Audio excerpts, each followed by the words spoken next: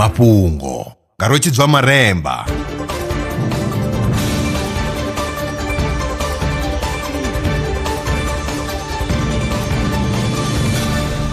Ndo livhuwa zwa zwino ndi tshifhinga tsha mafhungo. U ita nyonyoloso lwo khwaṱhaho lwa tshifhinga nyana zwi nga thusa u lwa na cancer.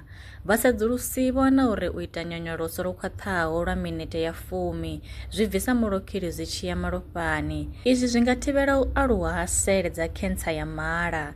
Tsedzuluso yo gandiswaho kha International Journal of Cancer yo rangwa phanḓa nga Newcastle University.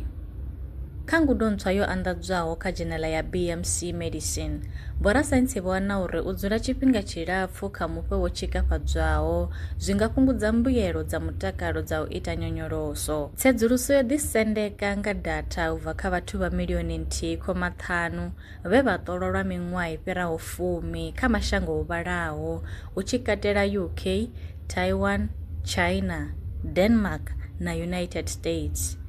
Akho guma nga urali mafhungo enda vha farela one.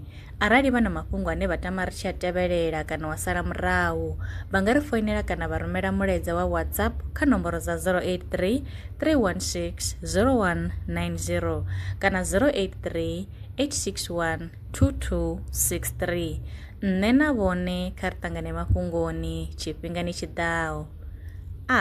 Lwa miṅwaha i fhiraho fusumbe dzina ḽithihi fhedzi ndi ḽone ḽi bvaho phanḓa khou endedza vhadzulapo vha ḽa Afrika Tshipembe. Mulaudzi Transport Service ndi khamphani yavho ine ya vha endedza u ya na u vhuya mishumoni nyendo dza kule na tsini hu tshi katela na u welekanywa mikano ya mashango a tsini na Afrika Tshipembe. Ri vha endedza vha swika hune vha khou ya vho tsireledzea. Arali vhe tshi ṱoḓa u bva nga tshigwada u dzhenela vhuṱambo vhufhio na vhufhio kha vha ri fhulufhele ngauri ri ḓo vha swikisa nga tshifhinga. Vha nga ri kwama kha nomboro dzi tevhelaho 083 227 0606. Mulaudzi Transport Service. No place is too far to reach.